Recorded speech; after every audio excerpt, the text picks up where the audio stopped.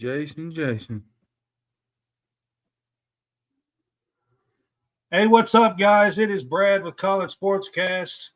We are here tonight to do our weekend wrap-up and our Big Fuss Show combo show. This is week 26, season 2.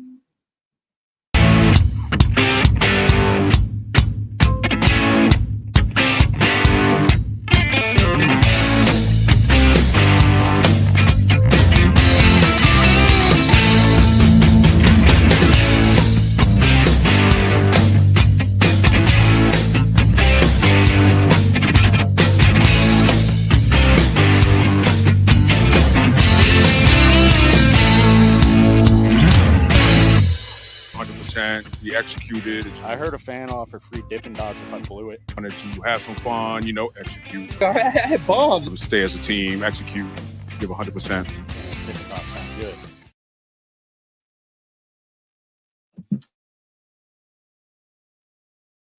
All right, guys, SportsCast. I have John Hammonds on with me. What's up, John? What's up, man? We haven't been with you now since last Friday. I covered Kentucky women's basketball on Sunday. I'll be doing that again this Sunday. They're actually having an alumni game on Sunday this week, and I get to cover that. It's going to be pretty cool. There's supposed to be like up to 80 women's basketball alumni there. They're going to be celebrating their achievements and everything and walking out on the court, and I'm supposed to be able to help cover all that. So it's going to be a cool event to cover on Sunday. And y'all stay tuned, Greenville Sports Media and all that, because I'll be doing some stuff for that. But I have Jason Harrison here with us tonight again. Let me get him in here. What's up, Jason? What's up, fellas? What's happening? It's Ole Miss. It's Ole Miss and Kentucky night. I didn't figure you'd want to miss this one. Man, listen, and I forgot, you know what tomorrow is. And so I literally just pulled into the house 5 minutes ago and saw your text oh, let me go ahead and do that. Did the ribbon and running today. Was like, you know what? Yeah. Done with that. And then my first thing on my TV. Yeah, I ain't been here long either, man. Here's the problem. If you forget about Valentine's Day, I've been ripping and running all day. You might be coming to live with me, brother. Done. I'm done. It's got yours done, taken care of. It's overpriced anyways. Valentine's Day is. Well, I didn't have to spend a whole lot. You got of a woman. Yeah, but when you got a woman, you got to take care of. When you got a woman, it's different. But see, here's the thing. I just got her a new house, so I'm kind of off the hook. You see what I'm saying? And so the fact that I'm off the hook just a little bit, I had to put some thought into this because I couldn't just go buy. You can't completely forget it. Yeah, that's what I'm saying. So I had to get my mom something, my aunt something, had to get her something. You see what I'm saying? So then I got to get my kids something tomorrow, but I can worry about them tomorrow. Then I have a busy day tomorrow anyway on Wednesday. So yeah, you're right. I had to get her something. Yeah, you still can't completely forget it. No, it's true. You're right about that. All right, guys. So we're coming off. We didn't do our weekend wrap-up show. I'm going to start with the college basketball polls from the weekend that was, where we didn't get to cover. But I want to start with the polls. There's quite a bit of shakeup, and Hammonds, do you have the polls pulled up? Yeah, give me just a second. I hadn't. Oh yeah, it's quite a bit of shakeup. You're right about that. Yeah, I got it. At 1, you had UConn. 2 was Purdue. 3 was Houston. 4 was Marquette. They moved up. 5 was Arizona. 6 was Kansas, which they'll probably move back down after last night's loss to Texas Tech. 7 was North Carolina. 8 was Tennessee. 9 was Duke. 10 was Iowa State. Really impressed with Iowa State lately. They've been playing some good basketball. They're all hit on the road at Cincinnati tonight. 11 is your South Carolina Gamecocks, everybody. Oh, we talked about that. Hey, man, they've been playing really well. Lamont Paris, Coach of the Year. He's my Coach of the Year right now. I think he's doing a really good job. 12 is Baylor. I was really surprised that Auburn didn't drop. They only dropped to 13th, which I know, losing to Florida like that, I figured they would drop a little bit, but they stayed pretty much right around the 12, 13 spot. 14 was Illinois. Right. 15 was Alabama. 16 was Dayton. I was kind of shocked that they stayed where they was because they lost to VCU, but they moved up 2 spots and lost. They did. It just didn't make no sense to me there. 17 was Creighton. 18 is St. Mary's. St. Mary's is coming on right now. They're playing really good basketball. 19 is BYU. 20 is Wisconsin. 21 is Virginia. Who lost and moved up too? BYU lost and moved up as well in the poll. And 22 was Kentucky, which I don't know if Kentucky needs to be ranked right now with the way they're playing, but they are where they are right now. 23rd was Indiana State, which they're behind right now at home. They're behind at home to Illinois State right now by 7 at halftime. So maybe they get back in it and win. 23 was Indiana State. 24 was Florida Atlantic. I don't know how they're still ranked, to be honest, but that's just I don't know. And 25th was Oklahoma. And I'm gonna give you who I think should be ranked part of this segment. I think Florida should be ranked. I think Washington State should be ranked. I think Washington State should be ranked over Dayton, if you want to know the truth. Washington State has some really good wins here recently. Kyle Smith is one of the best coaches in the country right now. They're probably going to lock up their first tournament bid since 2008. That's a big deal for Wazoo. And from there, maybe Texas A&M. They did beat Tennessee Saturday. Gonzaga got 50 votes. Here's what I've been telling people is beyond the top 5, maybe top 6, Jason, most of these teams have 6 or 7 losses. Mm-hmm. And that's where it shows you that college basketball parity is pretty high this year. I think that's what me and Brad talked about so much this year. And I was saying that in these conferences, they're really going to beat up on each other. They're going to beat up on each other. And the road has been – see, 2 teams that are finding out that the grass is not greener on the other side, Houston and Florida Atlantic. They're in the conferences right now that night in and night out, they really have to bring it. They don't have days when they can just show up and just overpower people. The conference they're in, everybody's Kentucky. They're both. You look at the SEC this year. You got an improved Florida team. You got an improved Ole Miss team. You got South Carolina in the top 15.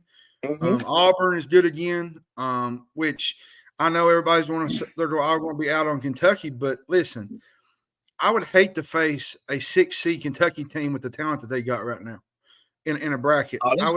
That's without a doubt. You're not lying about that. And we and Brad, we talked about it all the time.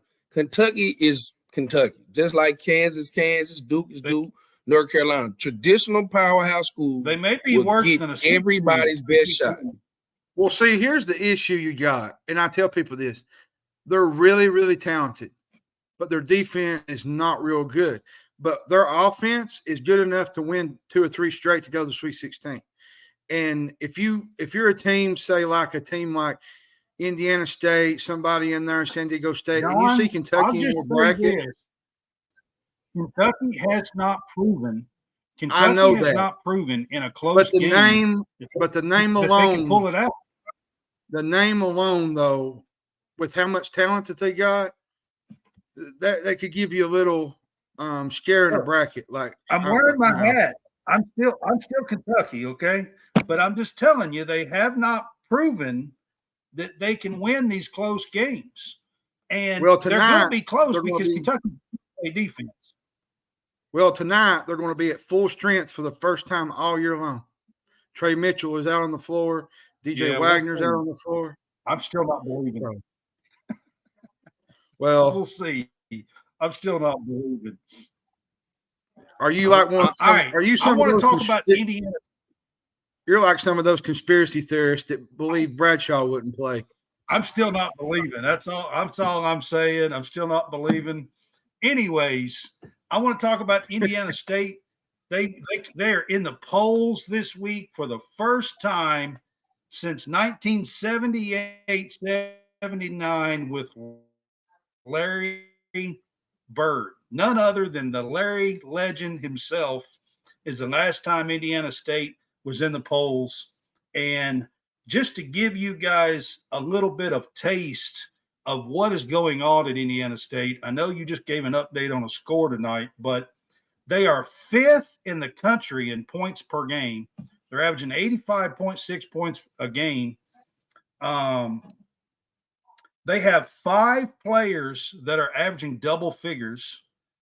Swope is averaging 17.7, and they have a big man in the middle that's catching all kinds of attention. He wears goggles. He's a white dude, and he wears goggles, and he's catching all kinds of attention. He's averaging 16.4 points and 7.4 rebounds a game. I just want to give a huge shout out to the Sycamores from Terre Haute, Indiana. It's been 20, 40, 45 years since they've been ranked in the poll.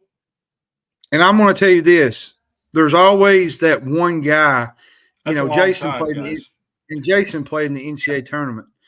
The name.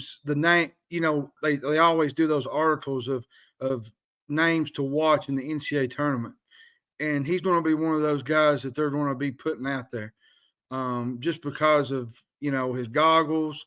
There's always that guy that they always put like in these articles about names to watch, guys to watch.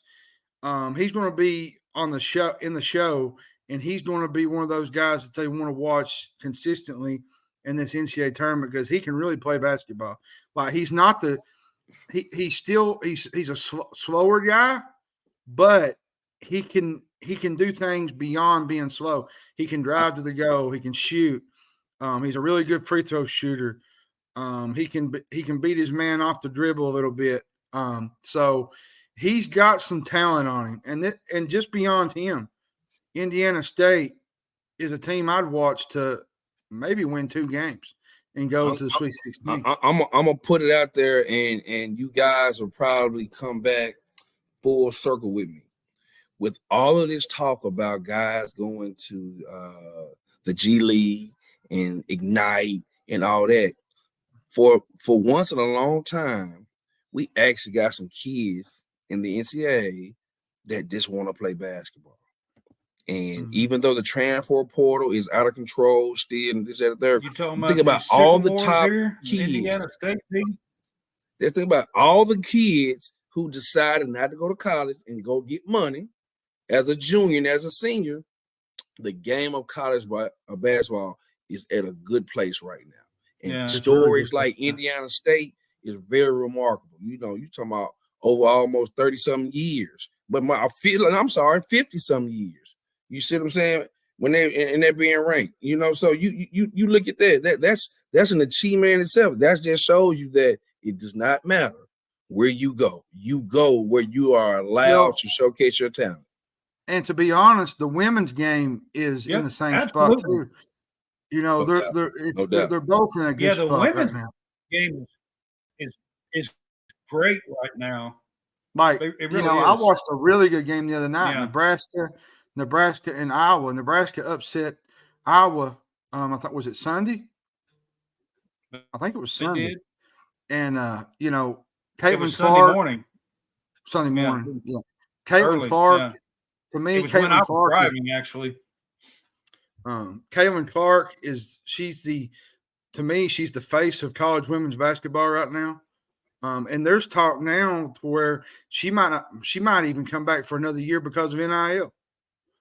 Could you imagine another year of Caitlin Clark? Could you imagine another year? Listen, I hope she does. That's just because she's my favorite player. She was my favorite player last year. I hope she does. She's got a COVID year that she can come back for. This is her senior year, but she does have a COVID year. She could use that, but I'll say this: she's the Steph Curry of college basketball. She'll throw it up from anywhere. She's not afraid of the big moment. That's for sure. Well, here's what I'll say about Caitlin Clark. Pay attention. Thursday night, they play Michigan at home. She is 8 points from breaking the women's all-time women scoring record. 8 points. Expect to see her early in this game break the all-time scoring record. Kelsey Plum's scoring record. She is 8 points shy of play Michigan at home Thursday night. Tune in because she's going to become the all-time leading scorer in women's college basketball. To add after that, do you think anybody ever breaks it? If she comes back for a COVID year, she's getting 5,000. If she comes back for a COVID year, John, she's only like 100 points, right around 108, 109 from breaking Pete Maravich's record. That's impressive. Which she will do this year. She will break it if she stays healthy, unless she gets hurt. So stay tuned. I'm telling you, she's going to be the all-time leading scorer in college basketball history. But this Thursday, she's breaking the women's record. When you get put in the same category with Pistol Pete Maravich, you're doing something pretty good.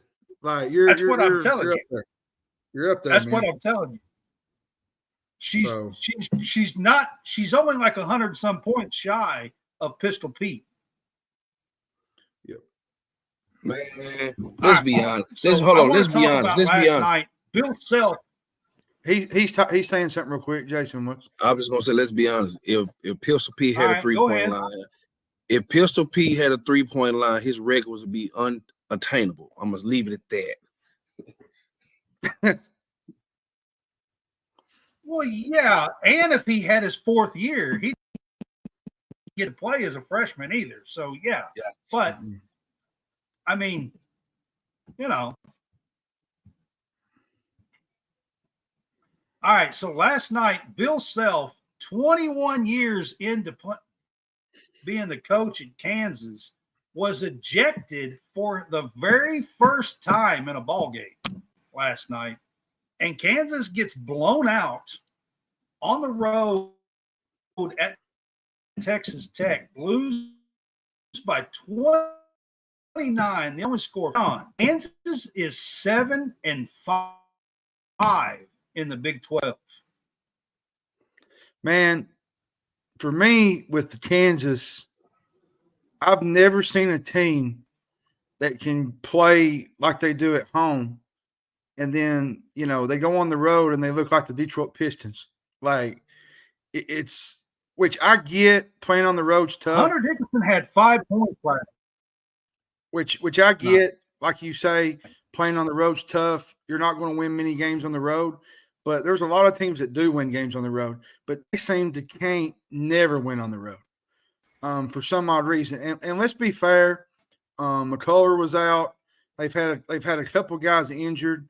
Especially these last couple of games where they've been on the road and they haven't looked their best. But for me, I just don't think Kansas, their depth is what's going to kill them in the NCAA tournament. They don't have that one guy that they can really go to change the game and make plays. Dickinson can do it. But the thing about it, Harris. I mean, they got a great McCullough- starting five. Well, and Harris to me is sometimes he'll look good one game, and he looked good against Kentucky. Then the following week he looked like he never played a game of basketball. Then he did it again against Baylor, I think, and then last night he just could not play at all. Like there's some issues with this Kansas team, and I'll be honest with you, I don't even think they're a top 2 seed. I think they're going to be in the 3 range. It's going to be a different aspect for them, especially because they're used to being. Everybody still, up until last night, everybody still had them on the 2 line. 5 Kansas team. I don't on think the 2 line. Here's the thing. Here's the reason why I think they're not a 2 is because of the road losses. They're not going to be able to withstand the Big 12, the rest of the schedule, because it's going to get a lot harder in the Big 12, especially on the road. Now, if they can win their home games and take care of business at home, they can still maneuver that and maybe get a 2 seed. But this losing on the road continuously is an issue because, and last night, Bill Self, I'll be honest, he was ready to get that HELL out of there. He was to the point to where, you know what, I'm out. Like, see you later. I'm just going to get ejected. I'm going to get thrown out of this game. I don't even think he wanted to watch it the rest of the game because it was ugly last night. And give credit to Texas Tech. McCaslin. Yeah, McCaslin. I'm going to tell you something, man. He is the turnaround that he's given Texas Tech in his first year. It's incredible. And they're going to be back in the NCAA tournament. They are really good basketball. Yeah, he was the guy at North Texas last year. They got a really good basketball team. Yeah, he's the one that had North Texas run. They ran all the way to the NIT finals. I can't remember. Well, it didn't. Well, it didn't help none that I can't remember. I don't think they did. No, they went to the finals. I know. I can't remember, but I think they won. I'm going to take. But you can't. But last night you watched that game. Kansas had no chance of winning that game. Texas Tech was on fire all night. They couldn't miss.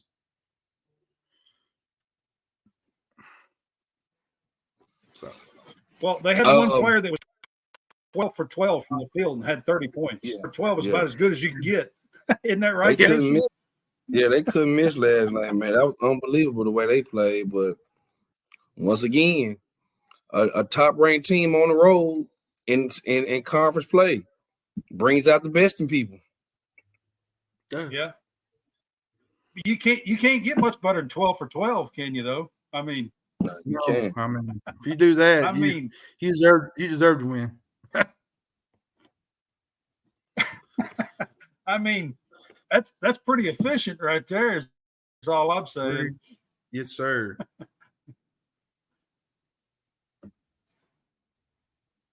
All right, so I'm going to switch it up, and we're going to talk a little bit about football stuff. I'm going to start with some coaching stuff that's been going on. Bill O'Brien, who had been hired for Ohio State just last month, is now hired at Boston College to be the head coach, which opened up the OC position at Ohio State.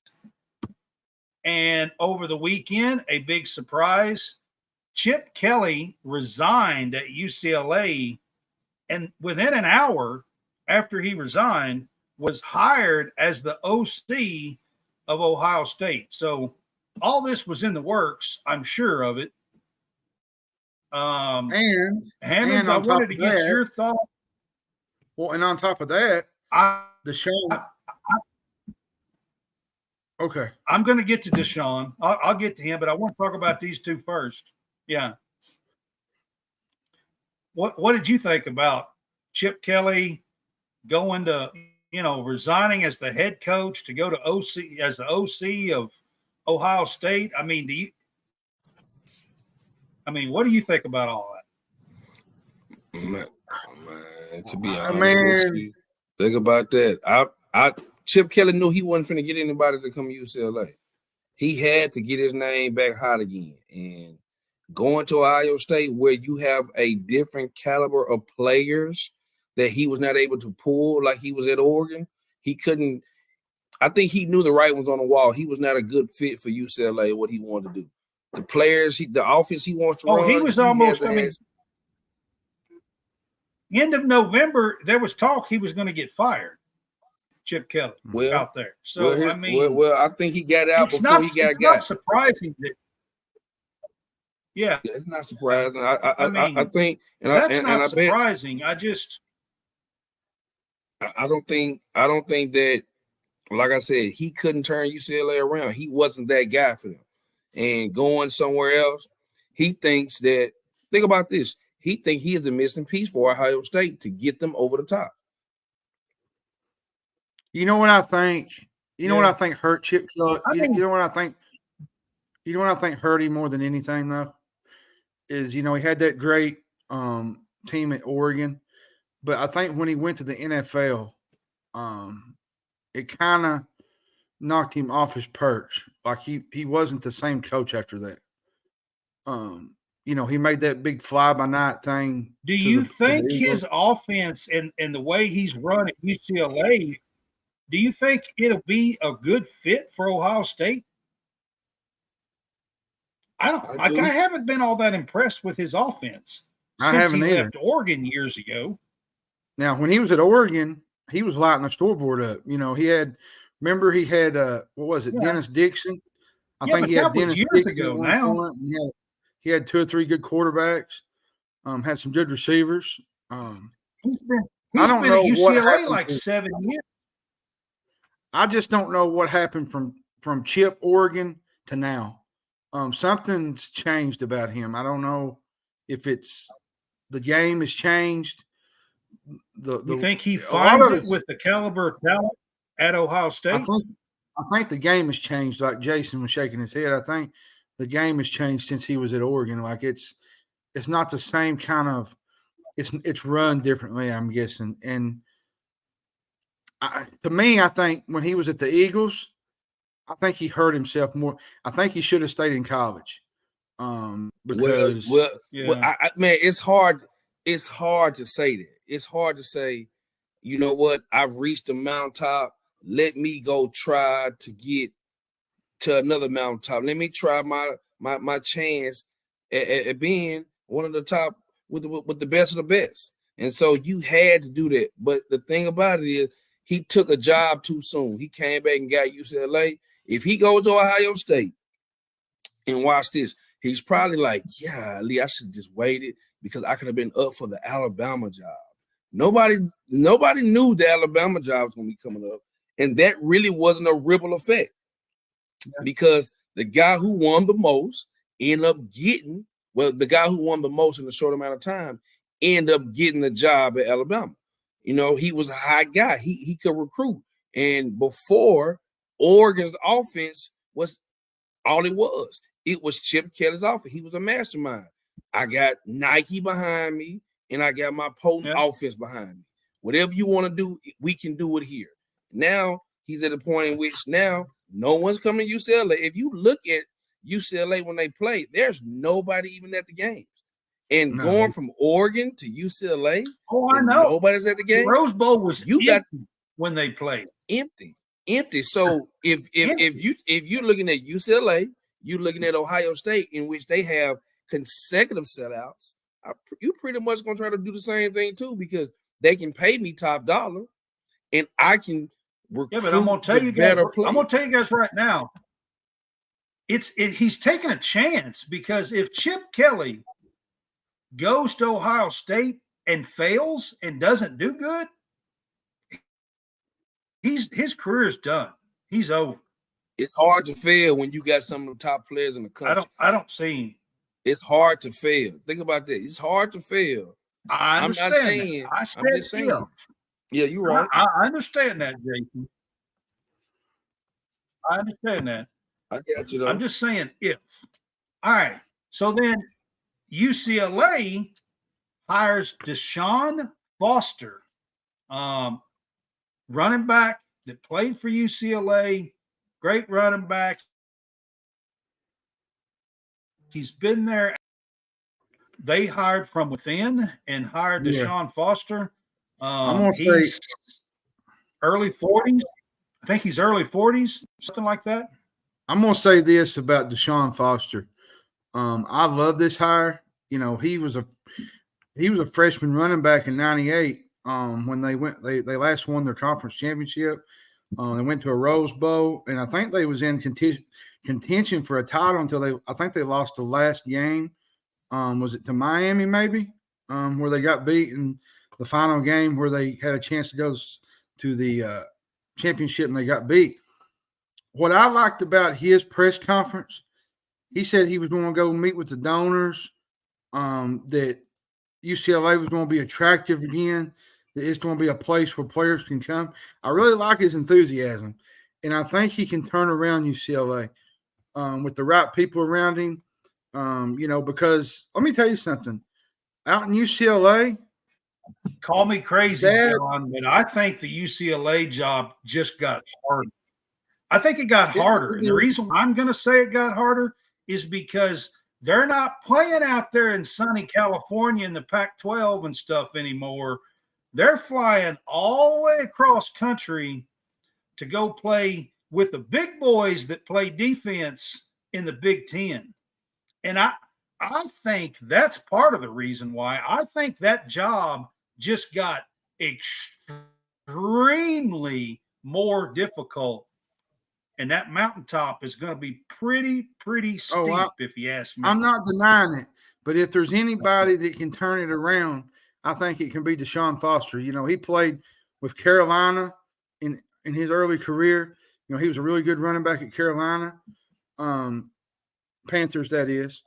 And, you know, he can bring that mentality from the NFL to UCLA and, get the recruits back.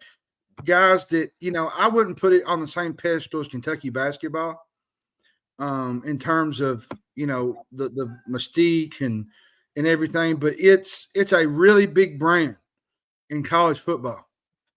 And it's a place that players used to really go and want to play at. And the last 5 or 6 years, it's been a dead dormant. But even before the Chip Kelly regime and the hire, like they've been struggling with fans in the stands for quite some time out there. I'm not talking about then. I'm talking about early '90s Troy Aikman type days. Those were. It's a big brand. I know, but what I'm saying is I think they have lost a lot of that luster, and I think going to the Big Ten is really hurt them. I think USC has a chance to do something a little bit better out there. Okay, let me ask you this question. In my opinion, I think UCLA will want to go back out west before too long. Let me ask you this question then. Do you think it benefits football or basketball better? For UCLA? Yes. I think it benefits them basketball better than it does football. But can there? It's 100% basketball. Yeah. UCLA will benefit on basketball. I think it's not a benefit at all for football. Okay, I actually think that it is a period for football. Well, if you look at it from a football perspective, there's not really a lot of great teams beyond Michigan, Ohio State. Yeah, you got Wisconsin, but below that, there's Nebraska, there's Rutgers. Yeah, but John, they've been out there in a conference that does not play defense like the Big Ten. I get what you're saying. I mean, even teams like Illinois and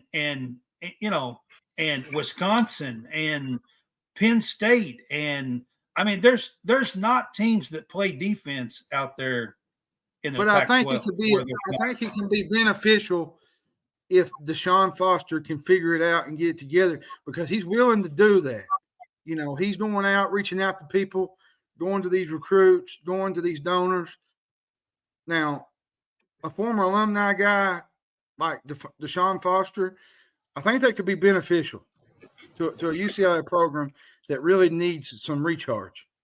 We'll see. he's got to build some excitement and get some fans in the stands first. That's the main thing. That's the main thing. So, I mean, for sure. I mean, and I have a really strong feeling that UCLA is not going to like being in the Big Ten. I just do. I think they're going to want and wish that they could go back out west. That's what I think. Well, hey, they will rack up a lot of freaking fly miles. I can tell you that.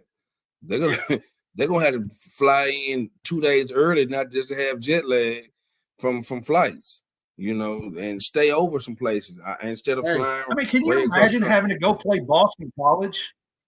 Yes. From Time UCLA, zone difference. having to go play Boston College. Hey, ask Jason Harrison. He played for Ole Miss. He was somewhere every single night playing a game. But we were in the South. We didn't go from the West Coast to the North like that. That makes it different. Though, I was taking it from the fact that you was playing somewhere every Tuesday, every Wednesday, every Saturday. You was going somewhere every single week. Yeah, that's what I was trying to get at. Yeah, I understand that. But we would get there a day before. But like with football, think about all the traveling they got to do. They got to take equipment, all stuff. They got to get cross country, so they're going to have to show up at least 3 days early. Just to set up and get ready. So, yeah, at least 2 days early. At least, yeah. They'll get there 3 days. Yeah. Think about it. They got to get adjusted to the time zone. Then they got to get everything going. Then they got to walk through. Then they got to be ready to play on a Saturday. So they're going to show up places. They play Saturday. They'll be there Wednesday, Thursday. They'll be there Wednesday, Thursday, guaranteed. Yeah, it's going to be a big adjustment. Anyways, let's do our pick six. Let's do your top 6 contenders for college basketball. We hadn't done this for a few weeks. I can go first. It is almost mid-February. It's almost mid-February, so we're getting to the nitty-gritty. We're about 5 weeks away from Selection Sunday. We did a bracketology show this past Friday. We're going to do a special on this Friday with some bracketology talk. So we're kind of getting into it. Who's your top 6 real contenders for a championship? My top 6 right now. Well, I got my top 2. UConn and Purdue's your top 2, and then there's everybody else. But I'll just add the 3 more or the 4 more. To me, 3's Houston. 4. Man, it's tough. I would put Arizona in there. 5 would be. Man, I really want to say Marquette, but man, there's certain times where Marquette just does not play well. They've been so up and down. I really like Marquette. I think I'm going to go Tennessee. When Tennessee's really playing and they're getting it together, they're a really fun team to watch. They had their little spat Saturday night where they didn't look really great, but every team's going to go through that through the course of the year. And then my 6th one, I would have to say, I don't like them away from Hilton Coliseum, but I'm going to say Iowa State. Iowa State's playing really good basketball right now. They're up there, and you could switch them out with Duke, but I don't trust this Duke team. I know they've been winning. I know they've been doing things, but man, they're not the Duke team that you normally see out there. Like, it's just, I don't know. I guess we'll find out in the NCAA tournament, ACC tournament coming up. But I will say this. Now. For all you South Carolina fans out there, y'all going to like this. If South Carolina can beat Auburn on the road Wednesday night, which I don't foresee happening. Neville Arena is a tough environment. It's a tough place to play. But South Carolina could be in the top 5 come Monday afternoon, next Monday. Maybe. And that'd be a 6-spot jump. To me, South Carolina is top 10. I don't care. Argue with the wall. Well, but they're Lamont not. They're 11th right now. It'd be a They're 6 not. spot jump. They're not, but to me, they're a top 10 team. You know, there ain't many teams that can go into Knoxville and beat Tennessee like they did, and dominate that game like they did. I They agree beat with you, Kentucky. 100%. They beat Kentucky Jason, handily at home. So you got your 6. I would agree with one UConn. I like Iowa State. I like the way they're playing. I think they're playing well. I like South Carolina. I think South Carolina, I agree. I believe South Carolina may be a top 10, top 5 team because the way they play the ball, the way they play the game, they share the ball, they shoot the ball well, and they guard. I think Auburn is a sleeper, so I had to throw them in there. I want to say Houston because Houston gets to the Final Four just based on what's the seeding is. I don't know if they're going to be able to get a good seeding. I like Marquette in Arizona. And the one team that I don't want to say that I'm going to have to say is Purdue. And here's the reason. Because like I know, Texas Tech kind of did it yesterday. When Ely has to come out and guard away from the goal, Purdue's defense is very, very suspect.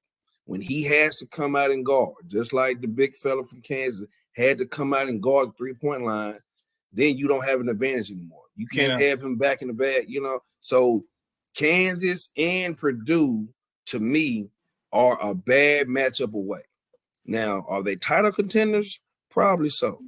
There are a lot of other sleepers? Probably so. We know, like every time we say that every part of the year, whoever gets hot is going to end up making a run. But yeah, I'll say this to piggyback on what you're saying. You was talking about South Carolina. Defense travels in the NCAA tournament. I know you got to score points to win, but defense travels, and I would take South Carolina's defense over anybody's right now. Probably not guys, Houston. Probably not Houston, but I would put them in that same category defensively. They're a really fun team that could get right to the now, second guys. weekend. I would put UConn and Purdue. I agree with Jason with what you said as far as bringing out Edey. If you have a 5 guy that can bring him out, that could potentially be a problem for them. I do agree with that, but I still think that's 1 and 2. I want to say Arizona here, guys, because I really like this Arizona team. I think they have a very high ceiling, but I have watched them several times this year, and they struggle at times. Too streaky. And I just, as a real contender to win it all, I can't pick them. I like Marquette. I can't pick them for that because they've been a little streaky itself. So I'm going to go with a team that y'all didn't mention. I'm going to pick North Carolina. I think this North Carolina team has really had a great season. Yes, they slipped up last week and lost 1, but yeah, they're about to lose. They're about to lose tonight. I hate to say it, but I think Tennessee and South Carolina both could possibly win. So that would be 5. If North Carolina, and then I would go with Houston as my 6. If North Carolina doesn't wake up, they're going to lose tonight. They're losing to Syracuse on the road. I can agree. I can agree North Carolina because, like I say, they have all the tools, but it's just that luck of the draw. Like you never know. We're gonna have some bracket busters every year. It's just, and that's the only thing about the NCAA tournament. If it was a 2 to 3 game series, the better team would always win. But it's just one game. Yeah, one game. Oh yeah, absolutely.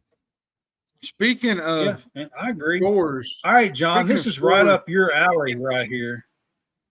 Well, I was just going to update. This one's right up your alley. Pittsburgh's about to go on the road and beat Virginia, by the way. That's going to be tough. That's That's Virginia's gonna be tough. Is Virginia a fraud? They're playing well. All right. Robert Rhodes says Purdue, Arizona, UConn, Auburn, South Carolina, and Houston as his 6. Yeah, this is. I appreciate you being on, Robert. Thought I'd get that on there for you. All right. This one's right up your alley. Bid Steelers. Oh man, I can name one right off the bat, off the top of my head. Drake, I don't Missouri know. Valley Conference could be a bid stealer. Drake might be an at-large. It just depends. Could be a bid still though. Drake is playing well. I just said they could be. You right. I'm rolling with that though. I got a former player on that team. So yeah, Drake, I'm with you on that one. Man, you put me on the spot here. Drake could definitely be a bid stealer if you ask me. What about Memphis? Memphis could be a bid stealer. Yeah. Win the conference tournament. Who else could be? You know what? You know who could be a bid stealer, but they're not saying that? Northwestern. I think Northwestern's in possibly, but if we're looking at bid stealers, I'm thinking somebody like Grand Canyon. Grand Canyon probably wins their tournament, though. They probably win their conference tournament. Maybe. UNC Wilmington. I'll tell you a team. UNC San Francisco. Could. San Francisco could be another team out in the West Coast Conference. San Francisco is really playing really well. Trying to think. There's just maybe a team like St. Bonaventure. They're playing really well. What about Richmond? UNLV. I wouldn't put it past UNLV. Richmond would be one. I don't think. I wouldn't put it past UNLV. I wouldn't put it past UNLV to make a run in the Mountain West tournament. They've beaten some good teams in the Mountain West this year. It's possible. I think, New Mexico. I'll give you a team that you probably all never is Charlotte from the American. Charlotte I think that conference is probably going to have a bid stealer. South Florida. Abdur Rahim. South Florida could do it. Yeah. He's coaching. He's having some really good success down there. Wasn't he the coach at Kennesaw State, if I'm not? He was. Yeah. He was. Yeah. So yeah, there's some teams in there that could make some. I'll tell you another team that I would not want to face come conference tournament time, and that's Arkansas. Because you let a team that played desperate. I don't know about that one. Arkansas not played good this year. They're not played good, but you don't want to give a team like that a chance in a don't worry about it. You might well say Ole Miss, John. Ole Miss. Because Arkansas ain't it. Musselman is out of there. Musselman's been muzzled. Musselman is out of there. He only stays places. Ole Miss is probably going to make the tournament anyway. He's been muzzled. Yeah. This probably is Musselman's last year at Arkansas. I can see it right now. Watch this. You think so? On this show, I'm going to make the call, Brad.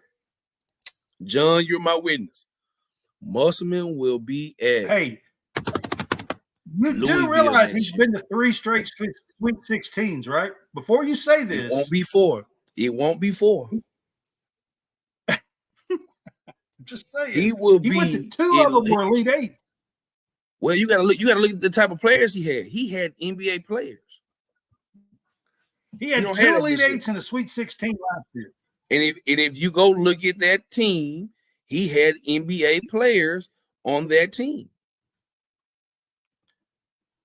I'm just saying, before you say they're going to fire him in one bad year, that's all I was saying. He's not. They're not going to fire him, Brad. Brad, do the history. He only stays at school 4 years at a time. This is year 4. He will be at Louisville next year. Mark my word. You think Louisville? Okay. You think that's where he goes? Remember, I said that. I'm gonna be honest with you. I'm gonna be honest with you. I kind of think it's Mick Cronin's job to turn down, but maybe not. And by the way, Well, our precious Indiana State is about to lose at home to Illinois State. Yeah. Well, you know, hey, you got that bullseye on your back now. When you That's got what happened. that bullseye. They do, and they got a 2-game lead, so maybe they can wake up. I was hoping they would. They do have a 2-game lead in the conference, so. Which, when you got your name All right, on your back, so I got two quick things I want to mention for a no-fly zone. So, and Jason, this one is mainly for you. Dartmouth, the National Labor Board has told them so far that they can vote for a union on March the 5th. They claimed that Dartmouth is employees, and there is a union out there that the school already uses for its school employees, and all 15 players signed a petition to try to get this done. And there is a vote March the 5th for their players to join this union, okay, as official employees of Dartmouth. Now, having said that, the National Labor Board also is allowing Dartmouth till March the 5th to appeal this decision. So it's not final yet. But Jason, I wanted to ask you, fly, no fly, are you for the players getting this union for benefits and stuff like that, or are you against it? You know, I'm for the players. I'm for. I know that. I've been saying. And that then you've been talking about.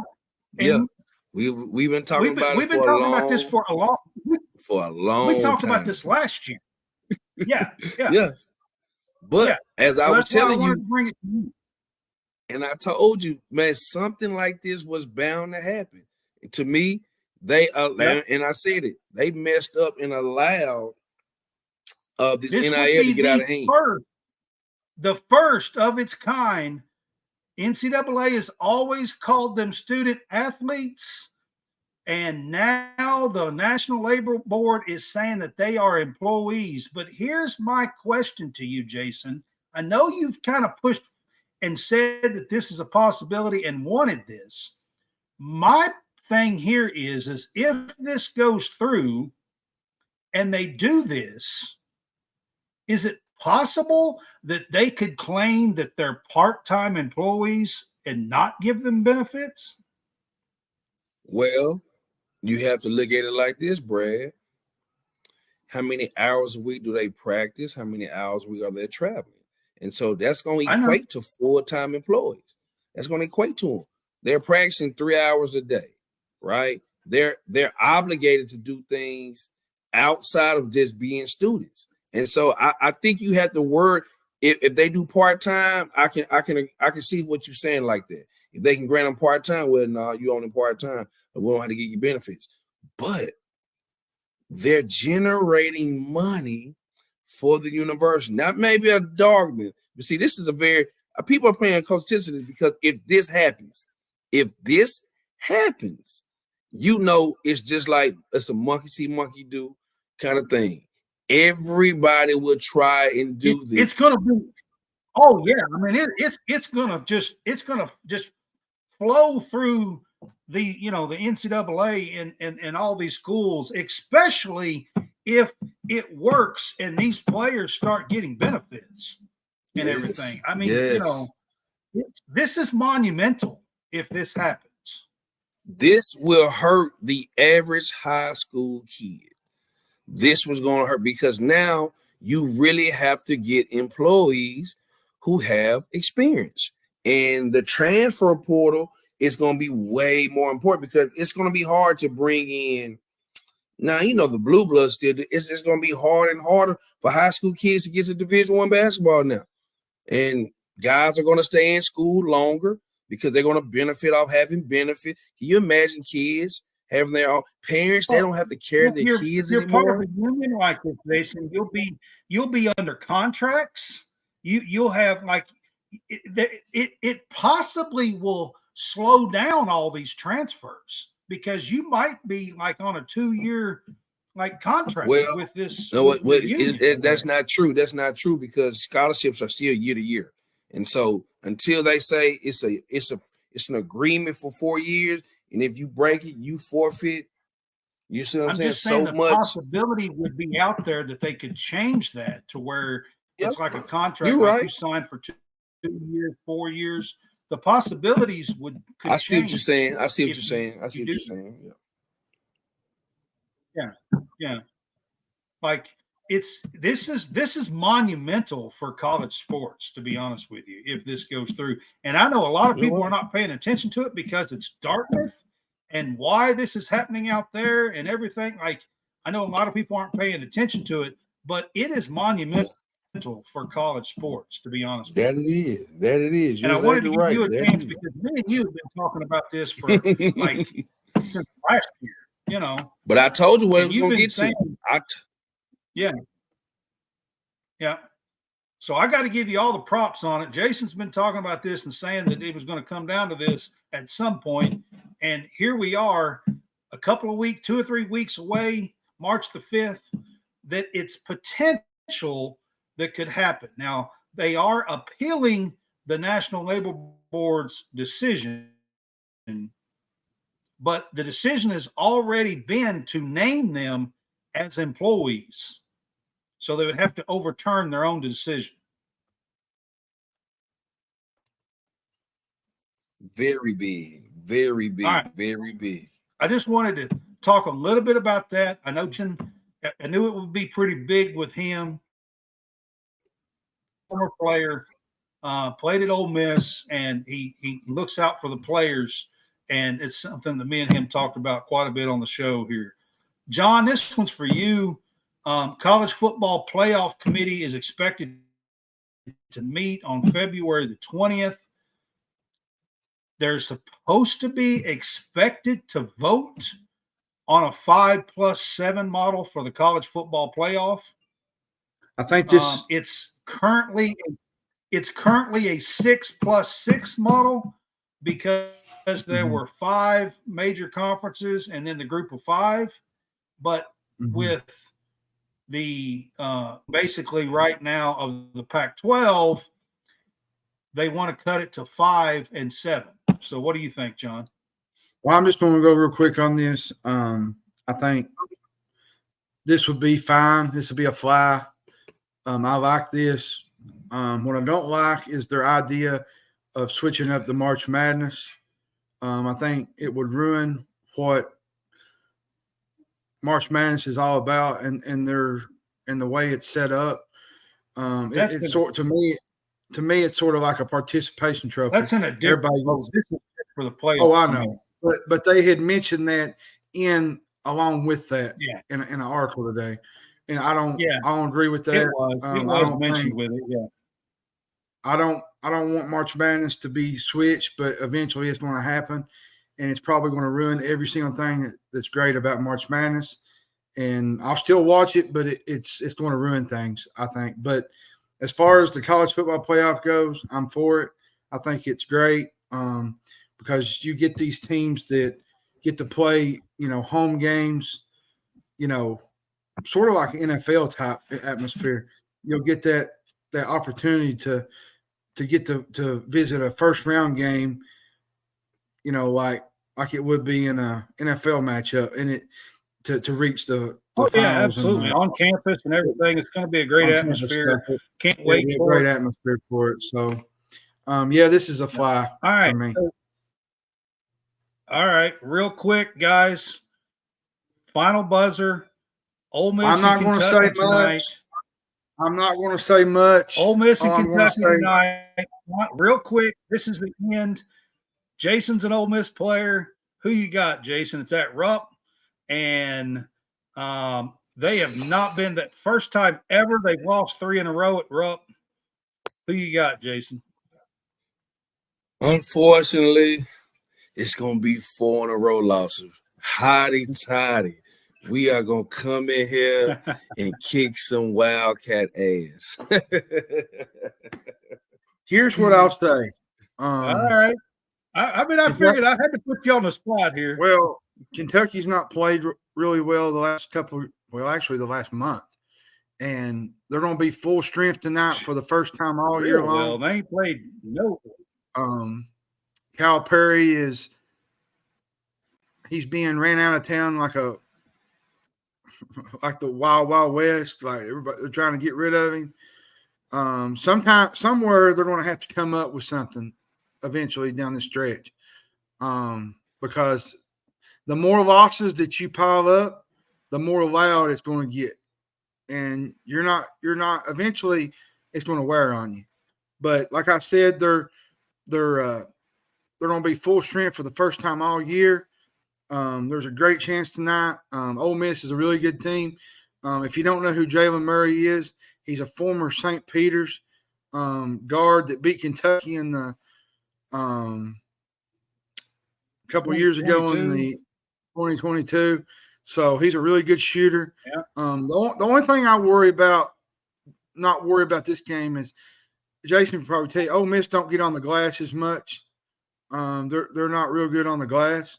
Kentucky could win that department, but as far as shooting goes, they're not a really good inside the 2-point shooting team. If they win the glass tonight, I'm going to be shocked.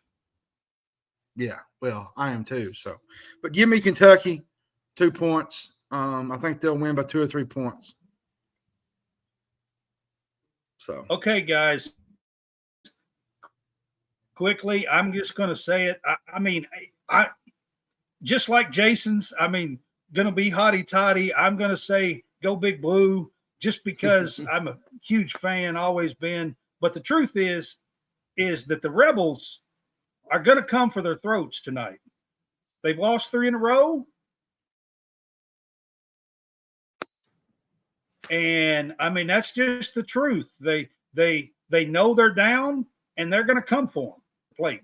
Yeah, that's true. That's a tough environment, and it's still rough. The kids. And by the way, I just wanted to let y'all know.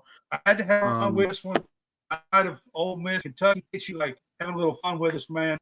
By the way, I was going to tell you, North Carolina is just about to lose. We're going to have a bracketologist on Friday night. North Carolina's about to lose on the road to Syracuse. Go ahead. North Carolina's about to lose on the road at Syracuse, by the way, just now. That's another road loss for North Carolina. Real quick before I sign off tonight so we can watch Kentucky and Ole Miss. Friday night, don't miss our show. T3 Bracketology is going to be here. We're going to do a game day pick on bracketology special. He is part of the bracket matrix where there's over 100 people that compete to be the champion of the bracketologist, to get as many games and positions and see the top 20 or so in this. And I'm going to tell you, T3 is really one of the biggest ones. T3 is one of the biggest ones out there too.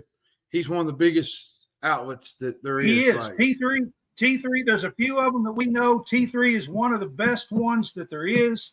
He is going to be with us for 1 hour on Friday night between 8 and 9. So be sure to catch us Friday night, 8 p.m. Central Time. T3 Bracketology is going to be here on College SportsCast for our game day pick on bracketology special. So check us out, guys. Let's go watch the game. Let's have a good one, man. Appreciate you, Jason, for being with us, man. Man, y'all have a good night.